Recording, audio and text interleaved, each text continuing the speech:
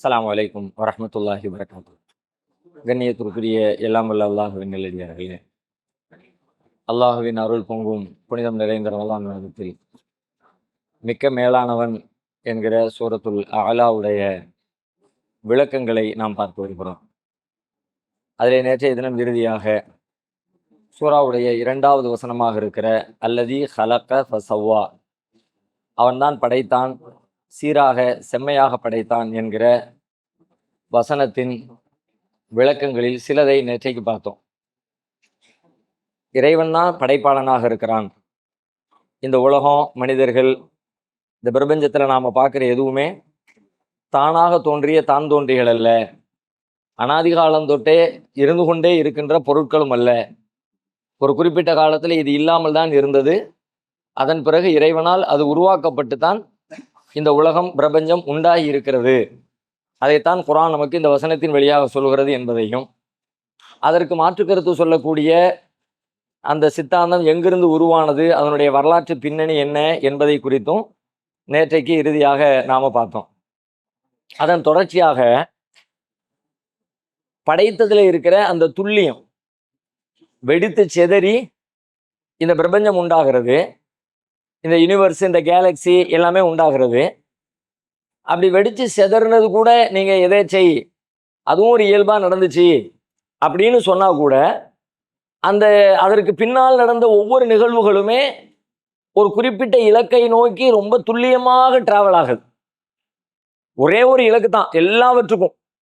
வெடிச்சு செதறின உடனே பலூன் வெடிச்சு செதறிச்சு, நமக்கு அது எப்படி ஆச்சுன்னா ஒன்று ஒவ்வொரு பக்கம் போயிடுச்சு. ஏன்னா அதுக்கு பின்னாடி நமக்கு எந்த திட்டமும் இல்லை. இந்த பலூன் வெடிக்கும் பொழுது எப்படி ஆகணும் அப்படிங்கிறது குறித்து நம்ம எந்த திட்டமும் இல்லாததுனால வெடிச்சு அதாவது ஒவ்வொரு பக்கமாக போயிடுச்சு, அவ்வளோதான். ஆனால் இது அப்படி போகலை. அதாவது ஒவ்வொரு பக்கத்தில் போய் பயனற்றதாக மாறி போயிடாம இது எல்லாமே என்ன பண்ணுன்னு கேட்டால், அது எல்லாம் ஆங்காங்கே தனித்தனியாக ஒன்றிணைகிறது. ஒன்றிணைந்து ஒன்றும் இன்னொன்றுக்கும் இடையிலே ஒரு குறிப்பிட்ட இடைவெளி உருவாகிறது. ஒன்றுக்கும் இன்னொன்றுக்கும் இடையில ஒரு தொடர்பு உருவாகிறது. ஒன்றுக்கும் இன்னொன்றுக்கும் இடையில ஒரு ஈர்ப்பு சக்தி உருவாகிறது. ஒன்றுக்கும் இன்னொன்றுக்கும் இடையில இது மாதிரி பல்வேறு வகையான தொடர்புகள். இது எல்லா தொடர்புகளும் எப்படி இருக்குன்னு கேட்டால், ஒரு குறிப்பிட்ட இலக்குக்காக. அது என்ன இலக்கு? இந்த உலகத்துல மனிதர்கள் வாழ்வதற்காக, உயிரினங்கள் வாழ்வதற்காக, ஜீவராசிகள் வாழ்வதற்காக, இந்த உலகம் நிலை பெற்று நிற்பதற்காக இந்த பிரபஞ்சத்தில் ஏற்பட்ட எல்லா நிகழ்வுகளுமே இந்த ஒண்ணுக்காகவே ஹெல்ப் பண்ற மாதிரியே இருக்கிறது. இந்த ஒன்றை உறுதிப்படுத்துறதுக்கு என்னெல்லாம் தேவையோ அதுவெல்லாம் நடக்கிறது. ஒரு குறிப்பிட்ட தூரத்துல சூரியன் இருக்கிறது, குறிப்பிட்ட அங்கிருந்து ஒரு குறிப்பிட்ட இடைவெளியில பூமி வந்து இருக்கிறது. அப்ப இவ்வளவு டிஸ்டன்ஸ் எப்படி வந்து, இதை விட ஒரு கிலோமீட்டர் பல லட்சம் பல கோடி மைல்களுக்கு அப்பால் இருக்குது. ஒரு கிலோமீட்டர் முன்னையோ ஒரு கிலோமீட்டர் பின்னையோ போயிருந்தா நிலவரம் மாறி போயிருக்கும். இந்த பூமியில மனிதர்கள் வாழ்வதற்கோ உயிரினங்கள் வாழ்வதற்கோ தகுதியற்றதான் மாறி போயிருக்கும். அந்த மாதிரியான கோள்களும் நட்சத்திரங்களும் பூமியில இந்த பிரபஞ்சத்தில் இருக்கத்தான் செய்கிறது. இதை விட கொஞ்சம் முன்னே கொஞ்சம் பின்ன இருக்கிற அந்த கேலக்சிகள்ல, அந்த நட்சத்திரங்கள்ல மனிதர்கள் வாழ முடியல. வாழ்வதற்கான எந்த வாய்ப்புகளும் இல்லை, எந்த ஏற்பாடுகளும் இல்லை. ஆனா இதுல மட்டும் இருக்கிறது. இதுல இருக்கிறது மட்டும் இல்லாம இதுல இருக்கிறதுக்காக வேண்டிய அது அங்க இருக்குது, இது இங்க இருக்கிறது. சூரியன் அங்க இருக்குது, வியாழன் இங்கிட்டு இருக்குது, நெப்டியூன் இங்கிட்டு இருக்குது, நிலவு பக்கத்துல இருக்குது, ஒண்ணு இங்க இருக்குது. எல்லாமே என்ன செய்யுதுன்னு கேட்டா, இந்த பூமியை வாழ வைக்கின்ற, இந்த பூமியில் இருக்கிற ஜீவராசிகளை வாழ வைக்கின்ற வேலைக்கு எல்லாம் உதவி செய்யற மாதிரியான ஒரு நேர்கோட்டில் எல்லாம் சேர்ந்து ஹெல்ப் பண்ணுது. இப்ப நம்முடைய கேள்வி ரொம்ப எளிமையானது. இப்படி ஒரு இலக்கை நோக்கி செலுத்தியது யார்? எல்லாம் தான் தோன்றி என்றால் அது அதனுடைய இலக்கில தானே பயணிக்கணும். அதுக்கு என்ன தோணுதோ அந்த வழியில் அது போயிருக்கணும். ஆனா ஒரு குறிப்பிட்ட இலக்கில தான் போகணும்னு நிர்ணயிச்சது யாரு? அதை வடிவமைச்சது யாரு? அதுக்கு கட்டளையிட்டது யாரு? அதை வழி நடத்தியது யாரு? அப்படி ஒருத்தர் இல்லாம இது வழி நடத்தியதுன்னு சொன்னா அது அறிவா? இல்ல, ஒண்ணுமே இல்லைன்னா இது எப்படி அறிவு? ஒரு அறிவாளினா அறிவாளி மாதிரி பேச, முட்டாள் மாதிரி பேசக்கூடாதுல்ல. பெரியார் கூட சொல்வதா ஒரு பிரபலமான கோட்டு ஒன்று உண்டு. 1000 அறிவாளிகளோடு சண்டையிடலாம், ஆனா ஒரே ஒரு முட்டாளோடு சண்டை போட முடியாது. 1000 பேர் அறிவாளியா இருந்தாலும் வாதங்கள், தர்க்கங்கள் பேசலாம், திரும்ப பேசலாம், ஆர்குமெண்ட் வைக்கலாம், பதில் சொல்லலாம், ஆன்சர் பண்ணலாம், மேலும் மேலும் மேலும் மேலும் விவாதத்தை நீட்டிக்கொண்டே போகலாம். ஆனா முட்டா பைய ஒருத்தன் தான் போகும். அவ்வளவுதான், ஒரு நிமிஷத்துல நம்மளை முடிச்சிருவான், நம்மளை முடிச்சு விட்டுருவான், முடியவே முடியாது. அப்ப அந்த மாதிரி இது இவ்வளவு துல்லியமா போகுது. இது எப்படி இந்த துல்லியம் எப்படி தான் தோன்றியாக இருக்கும்? இந்த நேர்த்தி எப்படி தான் தோன்றியாக இருக்கும்?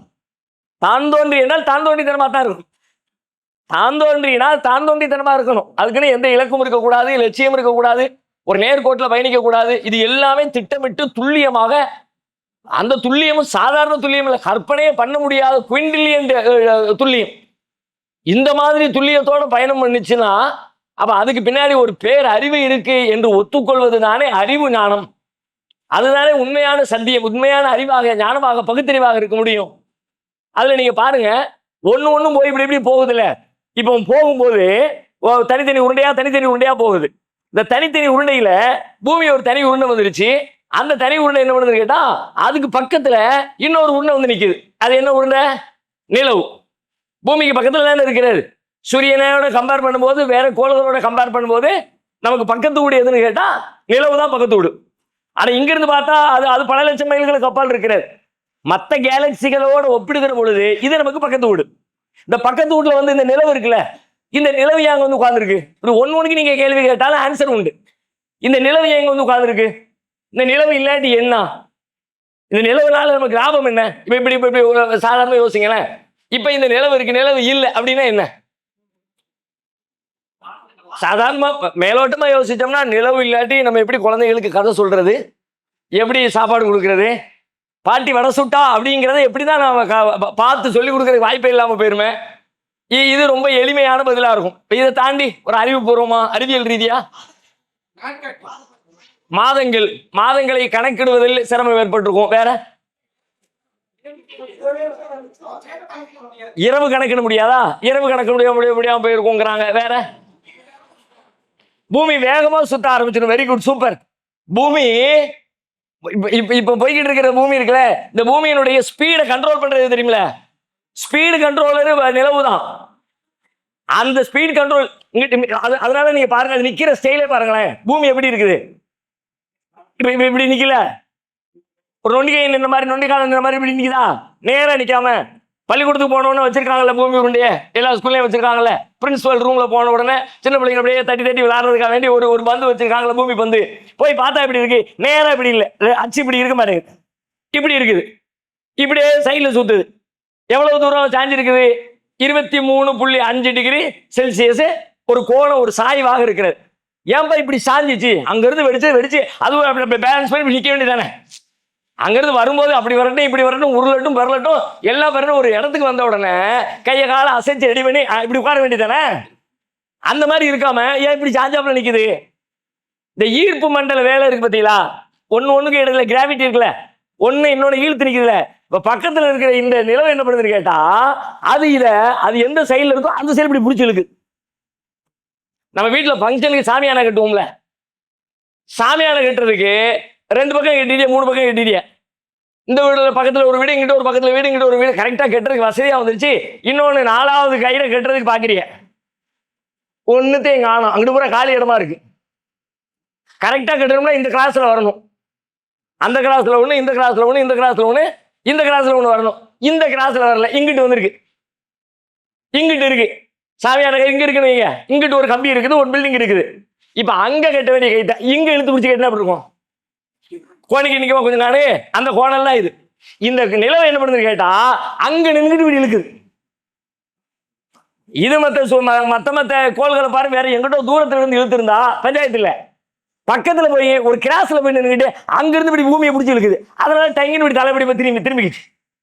23 டிகிரி ஒரு கோணலா மாறிடுச்சு. அப்ப அங்கிருந்து அப்படி புடிச்சுக்கிட்டு அந்த புடிச்ச பேலன்ஸ்லயே பூமி சுத்திக்கிட்டு இருக்கிறதுனால என்ன ஆகுதுன்னு கேட்டா, இதனுடைய ஸ்பீடு தான் தோன்றித்தனமா ஓடாம கரெக்டான லிமிட்டான ஸ்பீட்ல வண்டி ஓடிட்டு இருக்கு. அது அங்க இல்ல, அந்த ஸ்பீடு கண்ட்ரோல் இல்ல அப்படின்னா 24 மணி நேரத்துல சுத்த 12 மணி நேரத்துல சுத்தி முடிச்சிடும். அப்படியான கோள்களும் இருக்கிறது.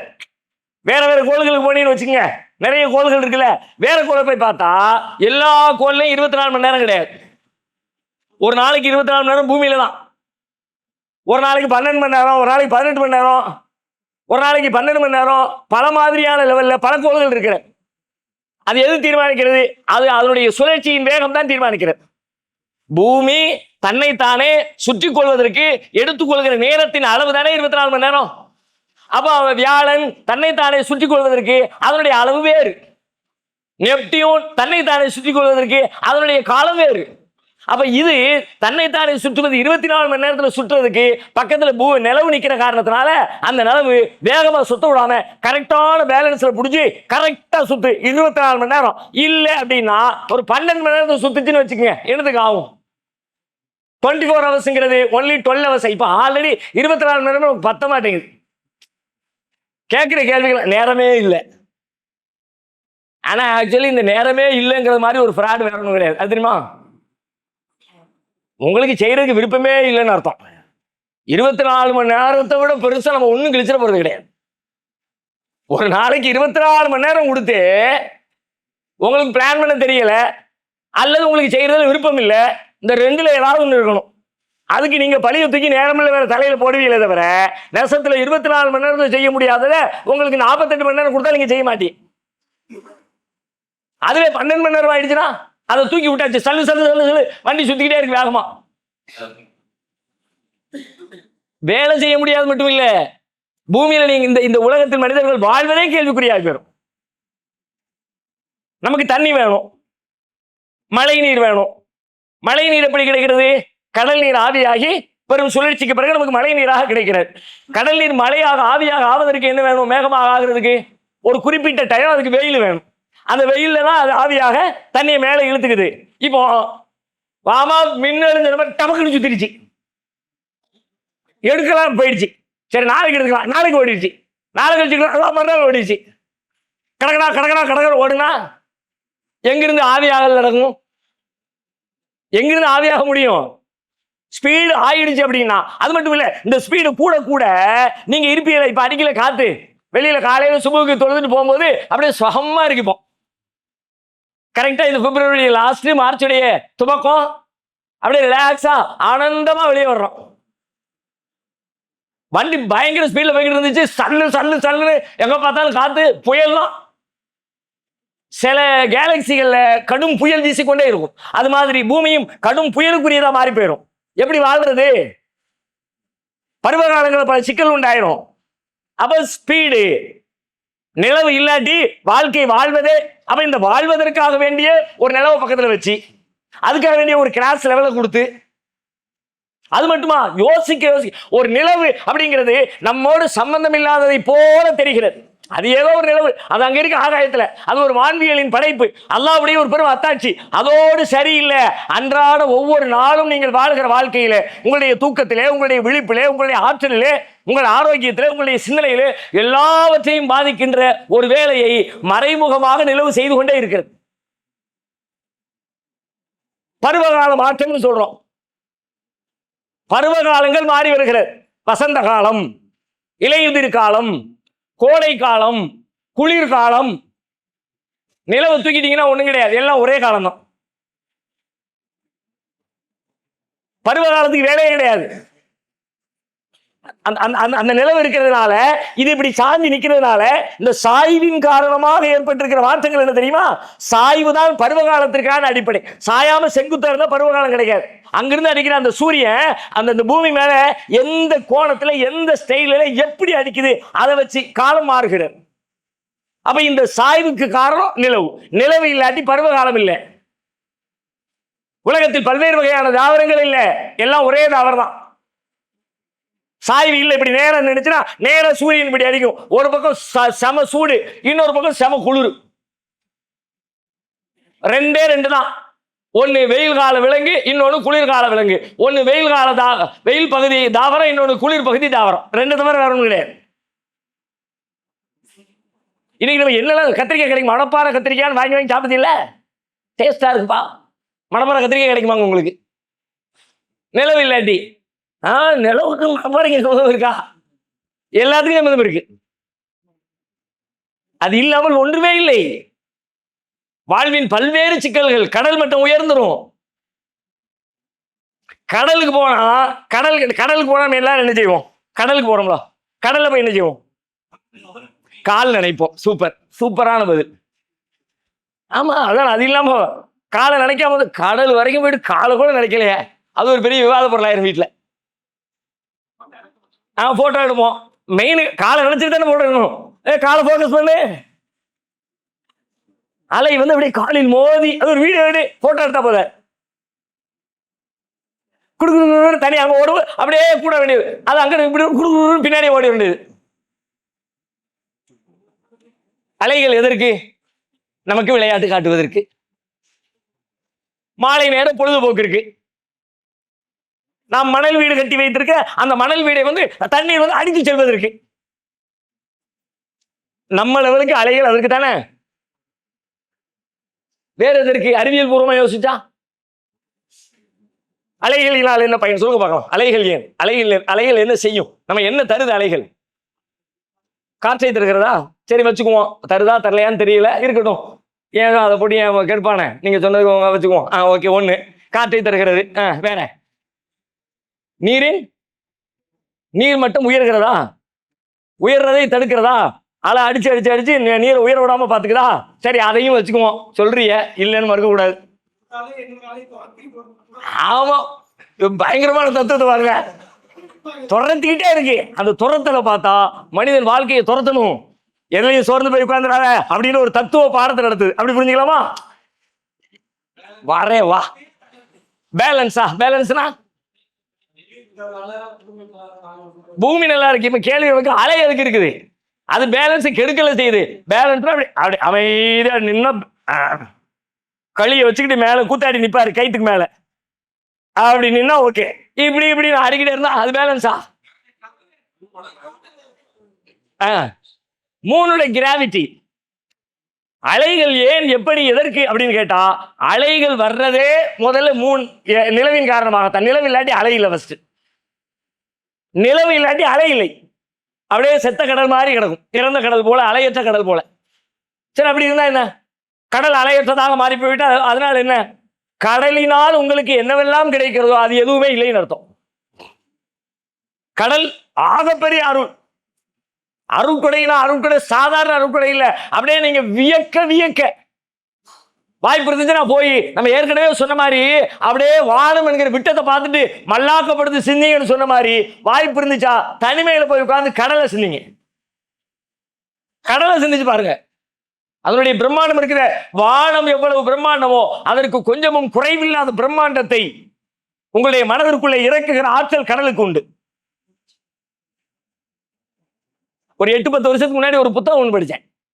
நல்ல புத்தகம், வைரமுத்துடைய புத்தகம், தண்ணீர் தேசம்னு. அந்த புத்தகம் அது ஒரு கதை மாதிரி தான். கதை ரொம்ப ஷார்ட்டு. ஒரு 4-5 பேர் படகு எடுத்துட்டு மீன் பிடிக்க போவாங்க. போன இடத்துல பெட்ரோல்லாம் தீர்ந்து போயிடும். திரும்ப வர முடியாமல் நடுக்கடலில் மாட்டிக்குவாங்க. கஷ்டப்பட்டு வந்து ஒரு வாரம் சிரமப்பட்டு மீண்டும் ஊருக்கு வந்து சேருவாங்க. இவ்வளோதான் கதை. உள்ள போனவங்க மாட்டிக்கிட்டு சிரமப்பட்டு வெளியே வர்றாங்க. இந்த பயணத்துக்கு இடையில, இந்த 1 வாரம் 10 நாள் பயணத்துக்கு இடையில கடலை பத்தி எழுதியிருப்பான் பாருங்க அந்த ஆளு. அதனுடைய அறிவியலை, அதனுடைய தொழில்நுட்பத்தை, அது கொடுக்கிற வாழ்க்கையை, அதனுடைய பொருளாதார வளங்களை கடல் அவ்வளவு பெருசு, அவ்வளவு தருது. கடல் இப்போ நாம ஒரு தொழில் செய்யறோம்னு வச்சுக்கங்களேன். பொருளாதாரம் ஈட்டுவதற்கு அந்த ஒரு பொருளை உற்பத்தி பண்றோம். நாம தான் உற்பத்தி பண்ணணும். நாம தான் போய் வண்டியை வச்சு சாமானை கொண்டு போய் டெலிவரி பண்ணணும். நாம தான் அதை உற்பத்தி பண்ணுற இடத்துல இருந்து குடோன்ல இருந்து தூக்கி கொண்டு வந்து கடையில் வச்சு விற்கணும். எல்லா வேலையும் நம்ம தான் செய்யணும். ஆனா கடலை தன் தொழிலுக்கு வாழ்வாதாரத்துக்கு பயன்படுத்தக்கூடிய ஆட்களுக்கு பாருங்க, வெறும் டிராவலிங் சார்ஜ் மட்டும்தான். மீனை பிடிச்சு கொண்டு வந்து விற்காரு. மீனை உற்பத்தி பண்றதுக்கு அங்க எத்தனை குடோன் வச்சிருக்காரு அவரு? கடலுக்குள்ள ஒண்ணும் கிடையாது. தானா உற்பத்தி ஆகி கொட்டிக்கிட்டே இருக்கு. போனமா வலைய போட்டோமா பிடிச்சமா வந்து விற்கும், போனமா பிடிச்சமா தூக்கிட்டு வந்து விற்கிறோம், போனமா பிடிச்சமா தூக்கிட்டு வந்து விற்கிறோம். பொருளாதாரம் மட்டும் இல்ல, இந்த கடல் அலை இருக்குத, இந்த அலை என்ன பண்ணுதுன்னா மேல இருக்கிற ஆக்சிஜனை கீழே கொண்டு போய் அடிச்சு சொல்லட்டி கடலின் மேற்பகுதியில் இருக்கிற ஆக்சிஜனை இழுத்து பூமியின் அடிப்பகுதி, கடலின் அடிப்பகுதிக்கு கொண்டு போய் சேர்க்கிறது. அடிப்பகுதிக்கு போனா என்ன நடக்குது? அடிப்பகுதிக்கு போனா அடியில இருக்கிற பெரிய பெரிய பல உயிரினங்களுக்கு ஆக்சிஜன் ரொம்ப எளிதாக கிடைக்கிறது ஒண்ணு. அதை விட அடியில இருக்கிற பல விஷயத்தை கலக்கி மேல தூக்கிட்டு வந்துருது. அப்படி போய் அடிச்சு சொல்லட்டும் போது கீழே கிடைக்கல, கீழே தான் பூமியில் அதிகப்படியான ஊட்டச்சத்துக்கள் நிறைந்த பல்வேறு உயிரினங்கள், பல்வேறு பொருட்கள் பூமியினுடைய கடலின் கீழ் மட்டத்தில் தான் கிடைக்கிறது. இந்த அலை போய் அடிச்சு கீழே இருந்து தூக்கி மேல தூக்கி வந்து விட்டுரும். மேல இருக்க ஆக்சிஜன் கீழே போயிடுச்சு, கீழே இருக்கிற ஊட்டச்சத்துக்கள் மேல தூக்கி வந்துருச்சு. மேல இந்த ஊட்டச்சத்துக்கள் வந்த உடனே அதை தின்னு வளர்கின்ற சின்ன சின்ன உயிர்கள் எக்கச்சக்கமா அதுல உருவாகிறது. அதுல ஒரு உயிரை சொல்றாங்க பிளாங்டன். ரொம்ப கண்ணுக்கே தெரியாத அளவுக்கு இருக்கிற மிக நுண்ணுயிரிகள், சின்ன சின்ன உயிர்கள். இந்த உயிர்கள் என்ன செய்யுது?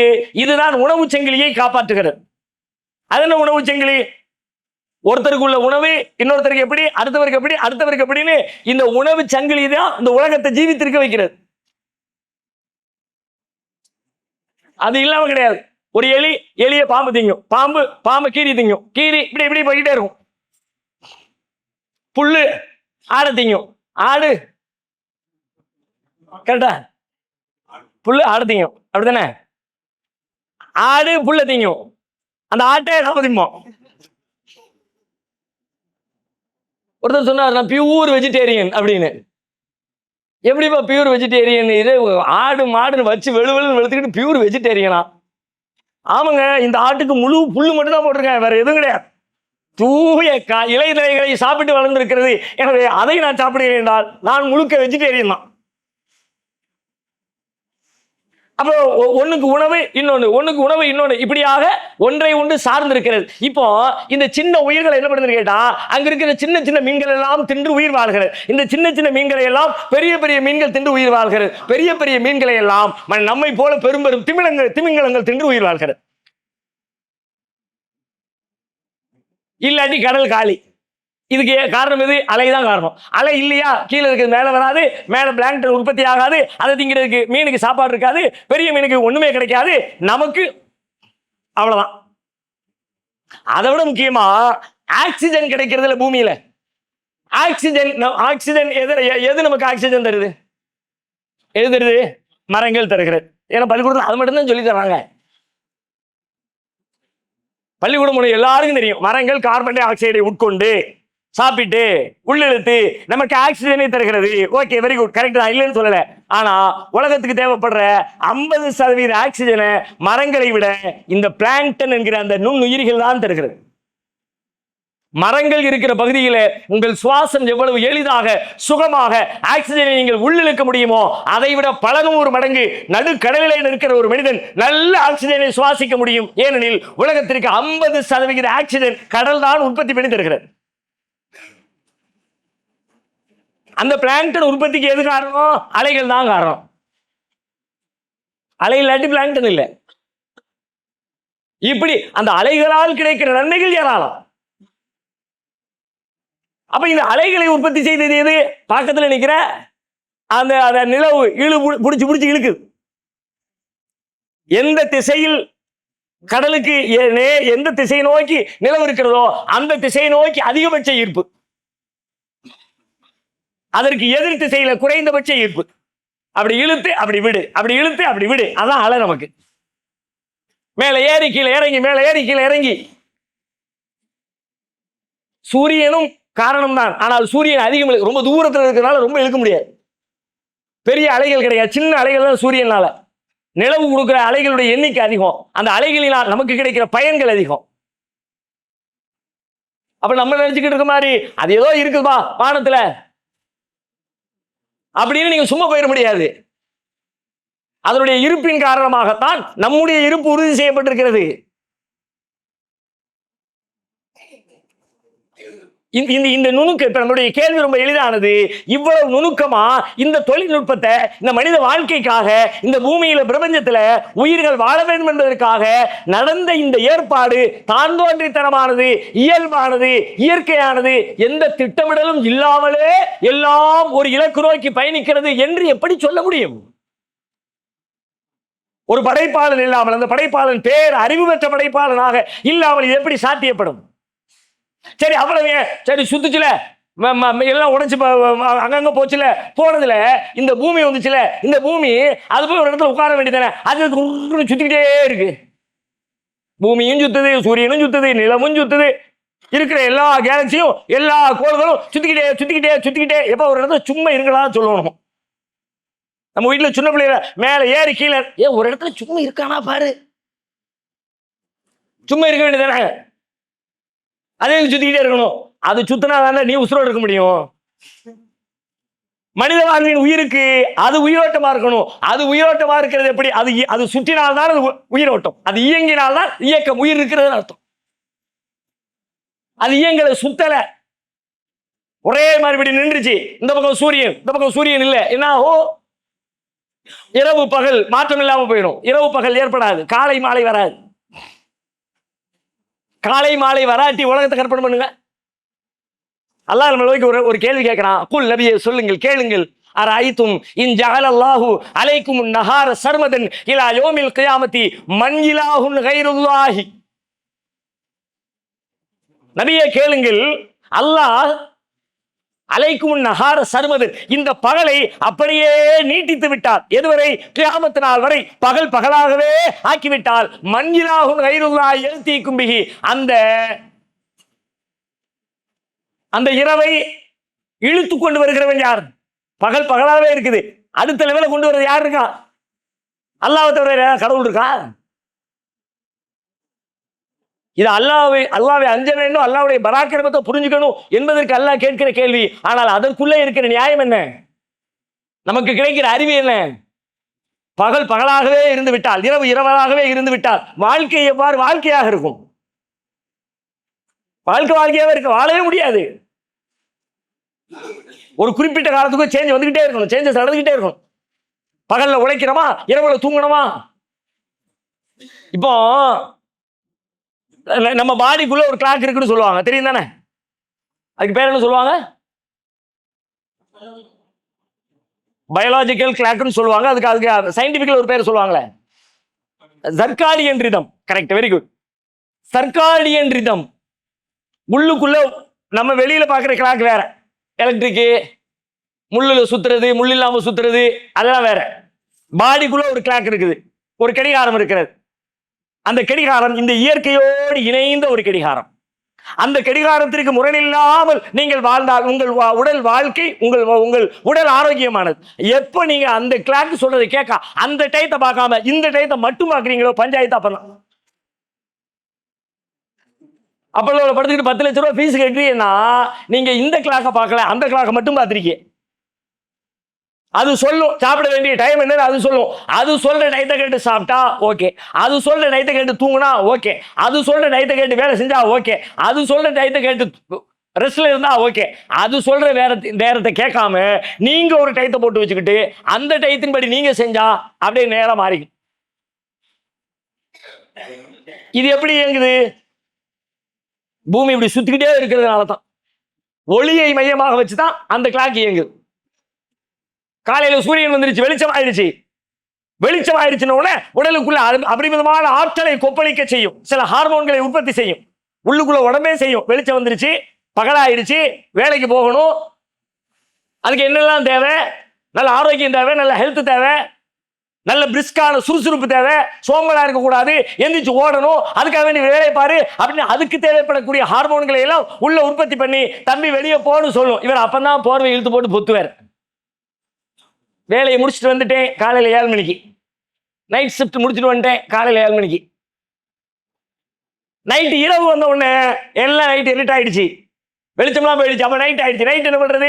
நைட் அவன் தூங்கணும்பா, உடம்புக்கு ரெஸ்ட் தேவை, நிறைய உழைச்சிருக்கிறான், பாடியில் நிறைய பஞ்சாயத்து இருக்குது, ஆங்காங்கே சில செல்கள்லாம் டேமேஜ் ஆயிருக்குது, நிறைய படிச்சிருக்கான், நிறைய பார்த்துருக்கான், எல்லாத்தையும் அடுக்கி வைக்கணும். மூளைக்கு என்ன செய்யணும், கைக்கு என்ன செய்யணும், கண்ணுக்கு என்ன செய்யணும், மொத்த பாடியையும் ரீஃப்ரெஷ் பண்ணி நாளைக்கு வேலைக்கு போக டியூட்டிக்கு போக வேண்டியது இருக்குது, அதனால நீ நைட்டுக்குள்ள சரி பண்ணிடணும் அப்படின்னு அப்படியே இவன் வேலை செஞ்சாவன சரி பண்ண முடியாது.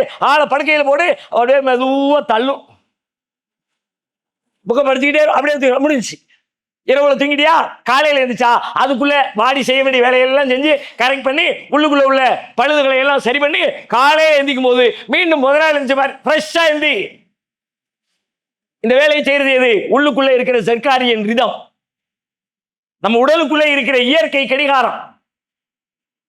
அந்த இயற்கை கடிகாரத்தை பயிற்சி கொடுத்துட்டீங்கன்னா கரெக்டா போக வேண்டி. விவசாயிகள் 3 மணிக்கு எந்திரிச்சு காட்டுக்கு போவாங்க, பார்த்திருக்கீங்களா? ஒரு நாள் மிஸ் ஆகாது. ஒரு நாள் அவங்க கையில கடிகாரத்தையும் பார்த்திருக்க முடியாது. அவங்க கடிகாரமே பார்க்க மாட்டான். ஆனா 3 மணிக்கு வச்ச மாதிரி எந்திரிப்போம். நமக்கு அலாரம் வச்சு அலாரமே அடிச்சாலும் அடிச்ச பிறகு திரும்ப ஒரு எந்திரிச்சு பார்ப்போம். அலாரம் தப்பா அடிச்சிருக்க கூடாதா? நீ தானே வச்ச, 3:30 மணிக்கு வச்ச. ஆக்சுவலி அப்போ அலாரம் எத்தனை மணிக்கு அடிக்கும்? 3:30 மணிக்கு தான் அடிக்கும். அது கண்ணை மூடிக்கிட்டு சொல்லலாம், மணி 3:30 ஆயிடுச்சு அடிச்ச உடனே. ஏன்னா நீங்க ஒரு அலாரம் தானே செட் பண்ணிருக்கீங்க. கண்ணை மூடிக்கிட்டு அடிச்ச உடனே அலாரம் மணி 3:30 ஆயிடுச்சு அப்படின்னு சொல்லலாம். அப்பவும் எடுத்து பார்ப்போம். கண்ணு வேற தெரியாது அந்த அரை தூக்கத்துல. அவர் எந்த அலாரமும் வைக்கல, எந்த கிளாக்கும் இல்ல. அடிச்சா அப்படியே 4 3 3 5 5. உள்ளுக்கு இருக்கிற பயாலஜிக்கல் கிளாக் செய்யற வேலை. எதனால் சாத்தியப்படுகிறது? பூமி சுத்தி கொண்டே இருக்கிற காரணத்தினால், இந்த வேகம், இந்த சுழற்சியின் காரணமாக இது நிகழ்ந்து கொண்டிருக்கிறது. இப்படி இது இந்த ஏற்பாட்டை செஞ்சவ யாருங்க? யாருமே செய்யாம இப்படி ஒண்ணு நடந்துச்சுன்னு சொன்னா எப்படிங்க நம்புறது? படைப்பாளன் இருக்கிறார் என்பதை இப்படி அல்லாஹ்வுடைய படைப்பின் ஒவ்வொரு நுணுக்கங்களும், ஒவ்வொரு துல்லியமும், ஒவ்வொரு செயல்பாடும், படைக்கப்பட்ட ஒவ்வொரு பொருளும் படைப்பாளின் ஆற்றலை, படைப்பாளனின் துல்லியத்தை, படைப்பாளனின் திறமையை நமக்கு பளிச்சென்று வெளிச்சம் போட்டு காட்டிக்கொண்டே இருக்கிறது. அல்லது ஹலக ஃபஸவ்வா.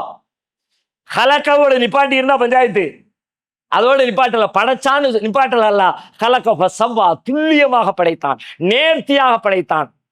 ஒரு பொருள், ஒரு படைப்பு எப்படி இருந்தால் சரியானதோ அப்படி அல்லாஹ் ரப்பல் ஆலமீன் படைத்திருக்கிறான்.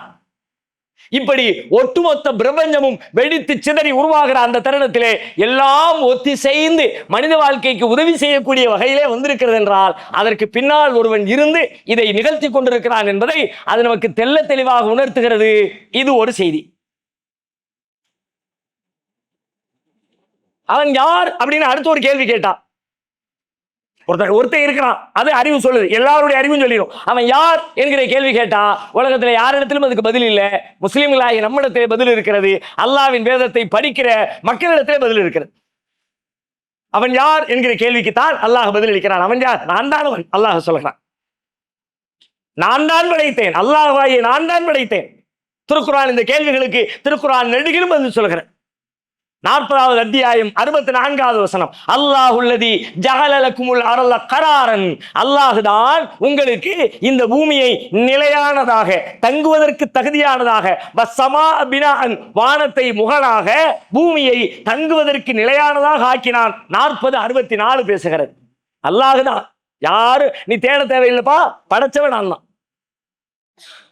2:22 சொல்கிறான், அல்லாஹுல்லதி ஜஅல லக்குமுல் அர்ல ஃபிராஷன் வஸ்ஸமாஅ பினாஅ. அல்லாஹ்தான் உங்களுக்காக இந்த பூமியை விரிப்பாக ஆக்கினான், வானத்தை கூரையாக ஆக்கினான். அப்படின்னா விரிப்புல தான் மனுஷன் இருக்க முடியும், கூரையில் இருக்க முடியாது. நம்ம எல்லாரும் எங்க உட்கார்ந்துருக்கோம்? விரிப்புல தான், கீழே தான் உட்கார்ந்துருக்கோம், மேலே உட்காரல. வானம் முகடு, பூமி விரிப்பு. அப்போ நீ உட்கார்றதுக்கு தகுதியாக அல்லாஹ் தான் இந்த பூமியை ஆக்கி இருக்கிறான். 55வது அத்தியாயம் சூரத்துர் ரஹ்மானுடைய 10ஆம் வசனம் பேசுகிறது, வல் அர்ல வல்லஹாலில் அனாம். இந்த பூமியை அல்லாஹ் மனிதர்களுக்கு உரியதாக, அவர்கள் வசிப்பதற்கு தகுதியானதாக அல்லாஹ் ஆக்கி இருக்கிறான். வேற எதுவும் கிடையாது, பூமி மட்டும்தான். மனிதர்கள் வாழ்வதற்கான வாய்ப்பு இருக்கிறதா நிலவிலே என்று ஆராய்ச்சி நடக்கிறது. நீ என்ன வேணாலும் ஆராய்ச்சி பண்ணிக்க, கன்ஃபார்மா இப்ப நம்ம சொல்லிடுறோம்ப்பா, இன்னும் 100 வருஷம் ஆனாலும் சரி, 500 வருஷம் ஆனாலும் சரி, 1000 வருஷம் ஆனாலும் சரி, ஒரு காலத்திலையும் மனுஷன் நிலவில வாழ முடியாது.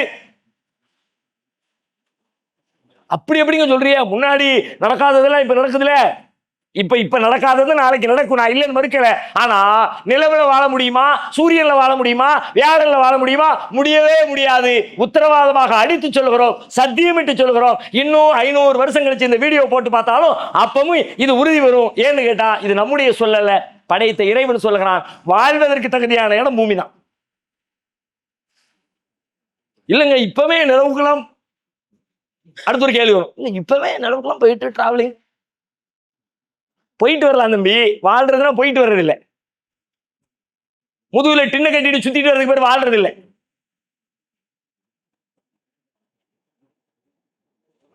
பல பேர் பாக்குறோம், நிறைய பேர் அப்பப்ப என்ன தேவை ஊருக்குள்ள குட்டி கலாட்டா பண்ணிட்டு ஒரு 4 மாசம் 6 மாசம் போயிட்டு வர்றாருல, மாமியார் வீட்டு சாப்பாடு முடிச்சு வர்றாருல, 6 மாதம் போயிட்டு வந்தார், 6 மாதம் வாழ்ந்து விட்டு வந்தார் அப்படிங்களா?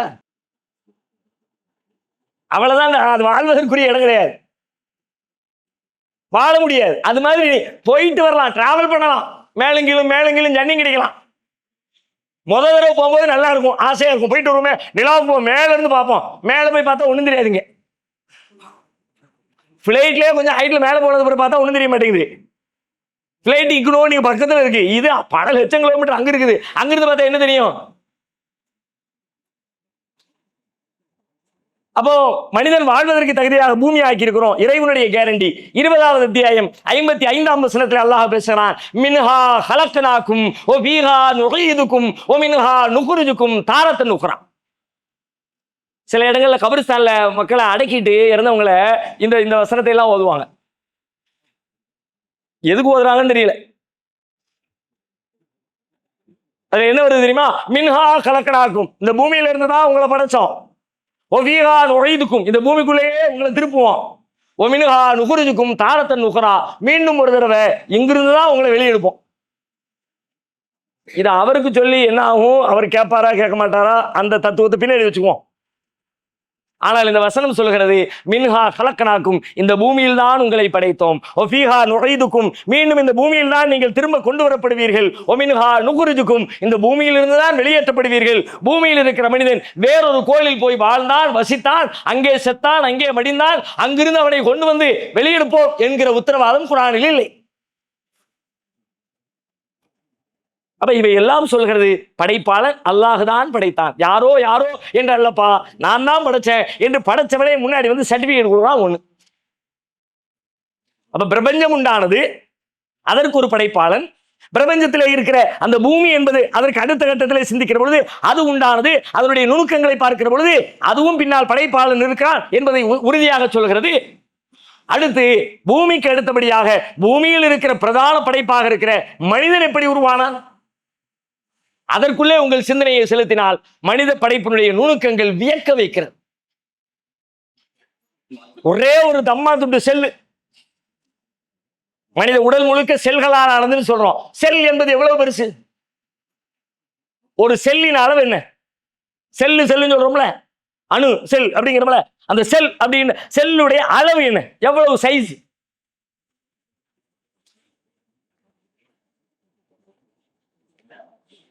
அதற்கே உரிய சைஸ். எவ்வளவு சைஸ்ல இருந்தா கரெக்டா இருக்கும், அவ்வளவு சைஸ்.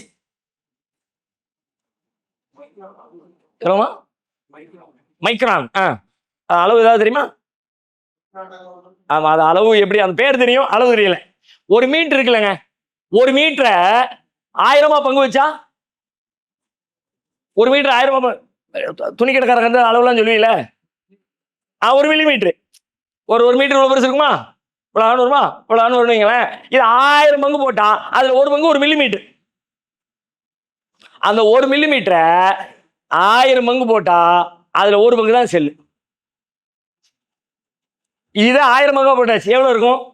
இப்படி கூட சொல்ல முடியாது. இந்த டேப் இன்ஜின் பார்த்தீங்கன்னா தெரியுமில, பொடிசா, அவ்வளவுதான். அந்த பொடிசா 1000 கட் பண்ணணும். 1000 கட் பண்ணுனா அந்த 1000த்துல 1 என்னவோ அதுதான் ஒரு செல்லுடைய அளவு.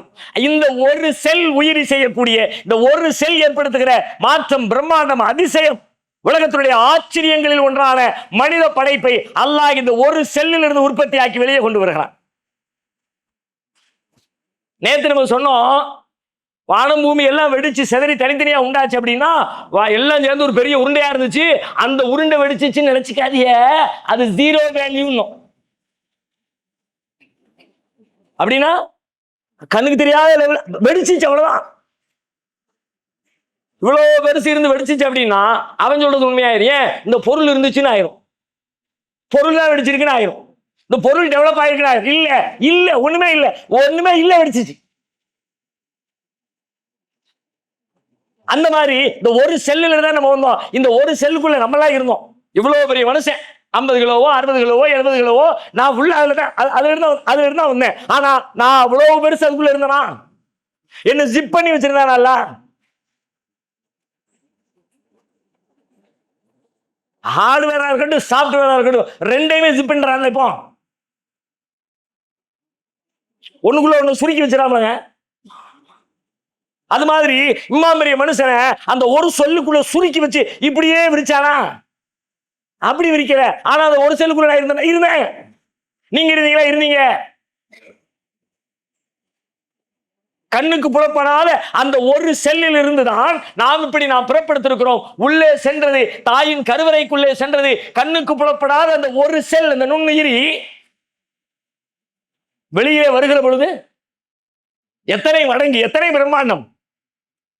1 லட்சமா, 1 கோடியா, 10 கோடியா, 100 கோடியா, 1000 கோடியா, கோடானு கோடி மடங்கு பெருசு. வெளியில வர்ற குழந்தை 2 kilo, 2.5 kilo, 3 kilo, 3.5 kilo, 4 kilo. அல்லாஹ் கேட்கிறான் சூரத்துல் வாக்கியாவுல, நஹ்னு கலக்னாக்கும் ஃபலௌலா துஸத்திகூன். உங்களை நாம தானப்பா படைச்சோம், நம்ப மாட்டீங்களா? நம்ப மாட்டீங்களா? அபராய்த்துமா தும்னூன், நம்பலாட்டி நீ யோசி. அல்லாஹ் கேட்கிறான், அபராய்த்துமா தும்னூன், நீங்கள் கருவறைக்குள்ளே செலுத்திய அந்த இந்திரியத்தை, அந்த விந்தணுவை சிந்தித்தீர்களா? அன்தும் தஹ்லுகூனஹு அம் நஹ்னுல் காலிகூன், அதை நீங்கள் படைத்தீர்களா அல்லது நாம் படைத்தோம்? அத்தாவும் அம்மாவும் சேர்ந்து தான் பிள்ளைய படிச்சீங்களா? அத்தா அம்மாவும் சேர்ந்து தான் பிள்ளை பிறந்துச்சு, இல்லைன்னு மறுக்கல. ஆனா அத்தா அம்மாவும் சேர்ந்து தான் பிள்ளைய உருவாக்குனீங்களா? பிள்ளையுடைய உருவாக்கத்துல உங்களுக்கு பங்குண்டா?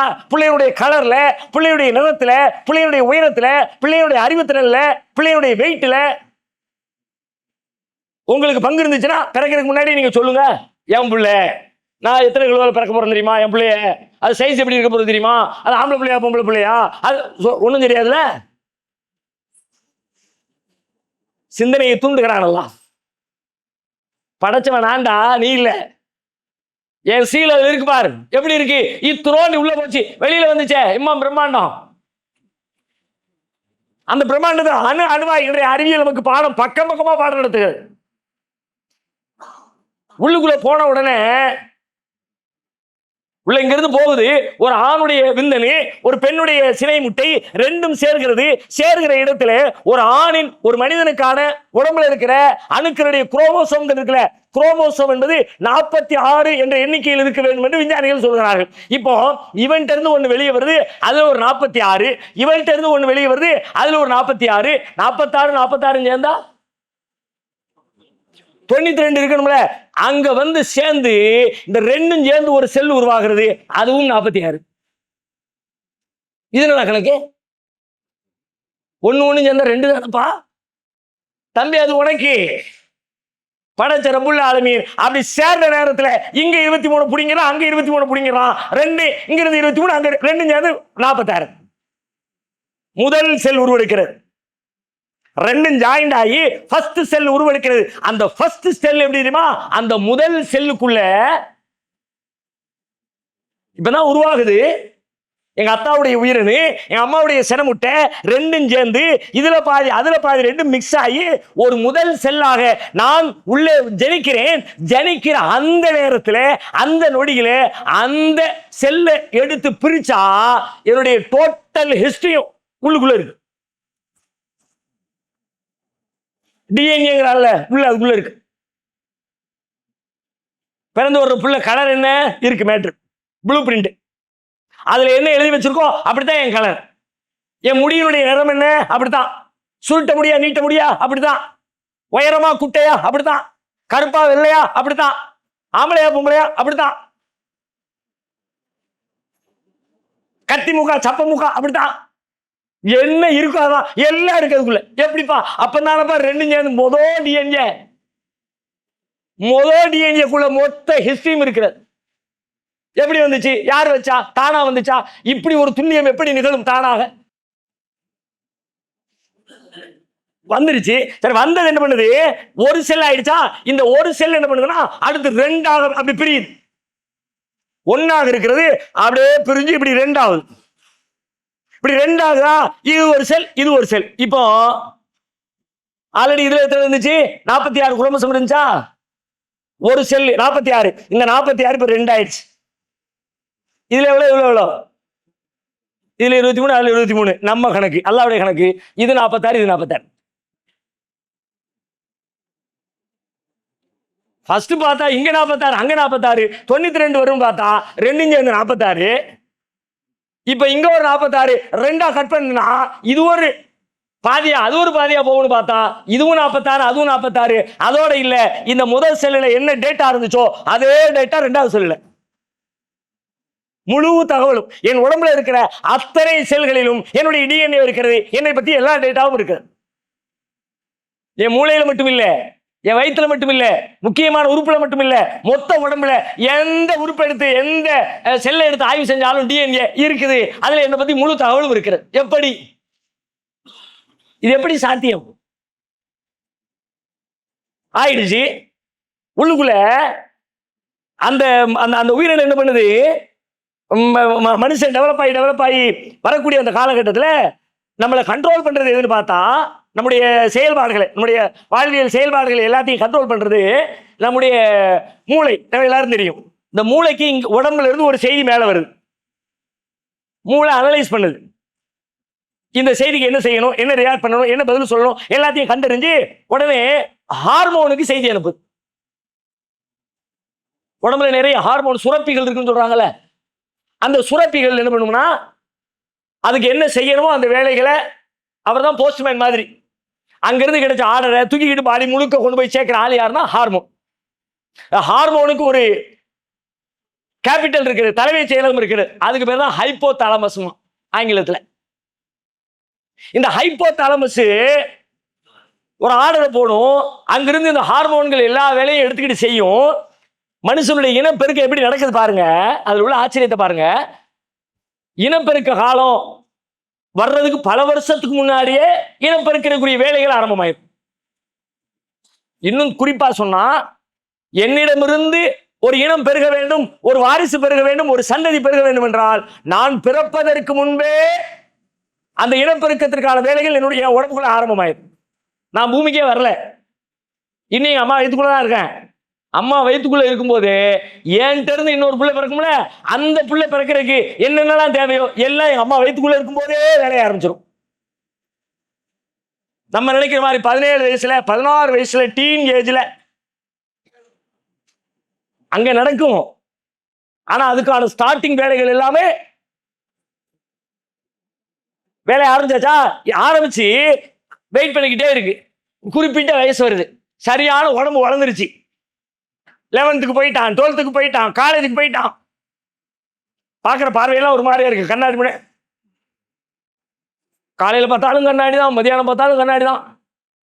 அதுக்கு முன்னாடி நம்ம திட்டி இல்லை இந்த ட்ரெஸ்ஸை போடு, லூசு பயமா இருக்கு, நல்ல ட்ரெஸ்ஸை மாற்றல. எப்போ 5ஆம் கிளாஸ் 6ஆம் கிளாஸ்ல.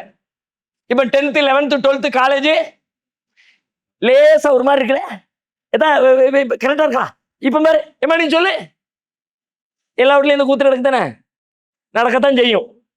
அது உயிரியல் வேலை, அது இயல்பா பயாலஜிக்கல். அது வளர்கிற பொழுது இயல்பாக வளர்ச்சியின் வெளிப்பாடு, தவிர்க்கவே முடியாது.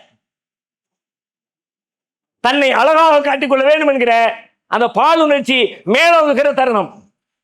இப்போ ஹைப்போ தாலமஸ் ஆர்டர் போடுது, தம்பி பையன் ரெடி ஆகிட்டான், எல்லாத்தையும் அவனுக்கு ரெடி பண்ணி விடு. ஹார்மோனு பாடிக்கு போய் இனப்பெருக்க உறுப்புகளுக்கான அந்த சுரப்பிகளை கொண்டு போய் சேர்க்குது. அந்த சுரப்பிகள் என்ன வேலையை செய்யுது? இனப்பெருக்க உறுப்பை டெவலப் பண்ணுது, பால் உணர்ச்சியை டெவலப் பண்ணுது, ஆம்பளையார் மீசையை டெவலப் பண்ணுது, தாடியை டெவலப் பண்ணுது, மறைவிடங்கள்ல முடியை டெவலப் பண்ணுது. ஒரு ஹார்மோன் சுரப்பி. அதே ஹார்மோன் தான் பெண்ணுக்கும் சுரக்கும். ஆனா பெண்ணுக்கு சினை முட்டையை பெருக்க செய்கிறது, கர்ப்பப்பையை பலப்படுத்துகிறது, மாதவிடாய் சுழற்சியை சரி பண்ணுகிறது. இப்ப நம்ம கேள்வி ரொம்ப எளிதானது. இந்த ஹார்மோனுக்கு அறிவு இருக்குதா? இந்த ஹார்மோனுக்கு கண் இருக்குதா? இந்த ஹார்மோனுக்கு பாதை தெரியுமா? இந்த ஹார்மோனுக்கு வழிகாட்டிகள் யாரேனும் உண்டா? ஹார்மோன் ஒண்ணுமே இல்லை. இந்த ஹார்மோன் அது என்ன லிஸ்ட்ல சேர்க்கிறதுனே தெரியல. ஆனா இந்த ஹார்மோனு அதுக்கு என்னவெல்லாம் தெரியுது? இவனுடைய வயசு தெரியுது, இவனுடைய உடம்பு சைஸ் தெரியுது, இவன் ஆம்பளையா பொம்பளையா தெரியுது, எங்க இனப்பெருக்க உறுப்பு இருக்குன்னு தெரியுது, எங்க கொண்டு போய் இந்த விஷயத்தை சேர்த்தா இவனுக்கு உணர்ச்சி வரும்னு தெரியுது. இதையெல்லாம் சொல்லி கொடுத்தது யாரு? இதையெல்லாம் வடிவமைச்சது யாரு? அதை விட பெரிய ஆச்சரியம் பாருங்க. ஆம்பளையுடைய உடம்புல இருந்து ஒரு உயிரின் வெளியில வருது, வெளியே வந்து கரு ஜனிக்கணும்னா பெண்ணுடைய உடம்புக்குள்ள போய் சினை முட்டையில சேரணும். இப்படி சேரக்கூடிய நேரத்துல இங்க இருந்து வெளியே வருதுல, வெளியே வந்து டைரக்ட் அங்க போச்சுன்னா அது சாதாரண இடம் இல்ல, பெரிய ஆபத்தான இடம், அமிலம் சூழ்ந்த இடம். பெண்ணுடைய கருப்பை என்பது சினை முட்டை இருக்கிற பகுதி, அந்த பாதை எல்லா இடத்துலயும் ஆசிட் நிறைஞ்சிருக்கும். அது வேற தேவைக்காக வேண்டி இறைவன் அந்த இடத்த அப்படி வச்சிருக்கான். இப்போ இங்க இருந்து வந்த உயிரணு நேரா உள்ள போனார்னு வச்சுக்கோங்க, அவ்வளவுதான், ஒரே நிமிஷத்துல காலி. அங்க இருக்கிற ஆசிட் எல்லாத்தையும் தின்னு காலி பண்ணிடும், குழந்தை எல்லாம் ஜெனிக்காது. இப்ப அங்கிருந்து வெளியே வரும்போது உள்ளுக்குள்ள ஒரு ப்ராசஸ் பண்ணி கேடயமெல்லாம் மாட்டிக்கிட்டு போருக்கு போறவன் கவசத்தோட வருவான்ல, அந்த மாதிரி நம்ம உடம்புல இருந்து உயிரணு வெளியில வருகிற பொழுது ஒவ்வொரு உயிரணுக்கும் மேல ஒரு கவச பாடியோடு வெளியே வருது. உயிரணுக்கள் பிசுபிசுப்புன்னு இருக்குன்னு சொல்லும்ல, உயிரணு பிசுபிசுப்பு இல்ல, உயிரணுக்கு மேல இருக்க லேயர் தான் பிசுபிசுப்பு. அது என்ன லேயரு? இது போறான் பூரா ஆசிடா இருக்கும், எல்லாம் சாவடிச்சிரும், வேற வேற தேவையை வேற பாக்டீரியாவை சாகடிக்கிறக்காண்டி எல்லாம் வச்சிருக்கான். ஆனா அது தெரியாம விந்தணுக்களே அது சாகடிச்சிருச்சுன்னா குழந்தை பிறக்காது, முட்டையில போய் சேர முடியாது. அதனால இங்க இருந்து போறவன் அந்த ஆசிட் தாக்காத மாதிரி தேவையான லேயர்ஸ் எல்லாம் ரெடி பண்ணி இப்ப ஆளை சேஃப்டியா அனுப்புது. அந்த ஆசிட் குளத்துல குளிச்சு டிராவல் பண்ணிட்டு அதுக்கப்புறம் அடுத்த கட்டத்துக்கு போகும், சினை முட்டை கிட்ட போய் சேரும், ஒரு பாதிப்பும் இல்லை. போன உடனே கதவு திறக்கும், உள்ள போய் முடிஞ்சிருச்சு. கோடிக்கணக்கான பேர் நம்மிடமிருந்து வெளியே வருகிறான், சினை முட்டைக்குள்ள போய் சேர்றவன் ஒரே ஒருத்தன் தான். ஒரு ஆள் வந்த உடனே டக்குன்னு கதவை க்ளோஸ் பண்ணிடுச்சு. இப்ப நம்முடைய கேள்வி ரொம்ப எளிமையானது. இங்கிருந்து புறப்படுகிற இந்த உயிரணுவுக்கு நாம் எங்கு போகிறோம், அந்த இடம் எப்படிப்பட்டது, அங்கே ஆசிட் இருக்கிறது, அந்த ஆசிட் நம்மை காலி செய்துவிடும், அதிலே தப்பிக்க வேண்டும் என்று சொன்னால் நமக்கு ஒரு போர் கவசம் தேவை. எனவே இந்த கவசத்தை அணிந்து கொண்டு அந்த இடத்திற்கு செல்வோம் என்று இந்த உயிரணுக்களுக்கு கட்டளையிட்டு அதற்கு மேலே ஒரு லேயர் பொருத்தி அனுப்பியது யார்? இது சொல்றானே, இவன் உடம்புக்குள்ள நடக்கிறதுக்கு நீ காரணம் சொல்லிடலாம். இவன் உடம்புல இருந்து வேற உடம்புக்கு போகுது. இதுக்கு முன்னாடி பெண் உடம்பு பார்க்கல, இப்பதான் முதல் தடவையா பெண்ணுடைய உடம்பு பார்க்க போகுது. யாரு சொன்னா? எப்படி? அல்லாஹ் கேட்கிறான். சுப்ஹானல்லாஹ். அல்லாஹ் நம்மை சிந்திக்க தூண்டுகிறான். ஃபல் யன்துரில் இன்சானு மிம்ம குலிக. மனிதன் அவன் சிந்திக்கட்டும், அவன் எதிலிருந்து படைக்கப்பட்டான் என்பதை அவன் சிந்திக்கட்டும். குலிக மிம்மா இன் தாஃபிக். 86:5 கேட்கிறான். குலிக மிம்மா இன் தாஃபிக். குதித்தோடுகிற நீர் துளிகள் படைக்கப்பட்டானே, சிந்திச்சு பாடுறா. படைச்சவன் இருக்கானா இல்லையா, உனக்கு பதில் கிடைக்கும். 3வது அத்தியாயம் 6 கேட்கிறான். ஹுவல்லதி யுஸவ்விருக்கும் ஃபில் அர்ஹாமி கைஃப யஷா. அவன் தான் கருவறைகளில் உங்களுக்கு வடிவம் கொடுத்தவனே அவன்தான். தானாலாம் வந்துடலப்பா, அவன் தான் உட்கார்ந்து பிளான் பண்ணி நீ என்ன வடிவத்தில் வரணும் தீர்மானிச்சவன் அவன் தான். அதெல்லாம் ஏன் செஞ்சான்ல? தன்னை நினைக்க, தன்னை சிந்திக்க, தன்பால் திரும்ப, தன்னை பயப்பட. நீ சும்மா வீணா படைச்ச நினைச்சுக்காதப்பா, உன் படைப்புல ஒரு நோக்கம் இருக்குது. அதுக்கு தான் சொல்றான் அல்லாஹ். 75வது அத்தியாயம் சூரத்துல் கியாமாவுல 37வது வசனத்துல சொல்கிறான். அயஹ்சபுல் இன்சானு அன் யுத்ரக சுதா. மனிதன் அவன் எண்ணிக்கொண்டானா அப்படியே விடப்பட்டு விடுவோம் என்று எண்ணிக்கொண்டானா? அவ்வளவுதான், பிறந்தாச்சு, வாழ்ந்தாச்சு, செத்தாச்சு, முடிஞ்சாச்சு அப்படின்னு நினைச்சுக்கிட்டானா? அயஹ்சபுல் இன்சானு அன் யுத்ரக சுதா அலம் யகுன் நுத்ஃபத்தம் மின் மனியின் யும்னா. செலுத்தப்பட்ட வெந்து துளியினுடைய ஒரு சிறு துளியாக அவன் இருக்கவில்லையா? சும்மகான அலகத்தன் ஃபஹலக ஃபஸவ்வா.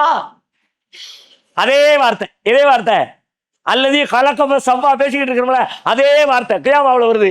சும்மகான அலகத்தன், பிறகு அவனை அலகாவாக ஆக்கினான். ஹலக ஃபஸவ்வா.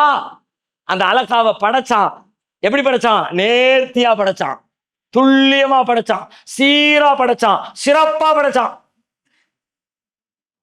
ஃபஜஅல மின்ஹு ஸௌஜைனி ذكر والانثى. பிறகு அதிலிருந்து ஆணையும் பெண்ணையும் அவன் ஜோடிகளாக உருவாக்கினான். 36:77 கேட்கிறான். அவலம் யரல் இன்சான் அன்னா ஹலக்னாஹு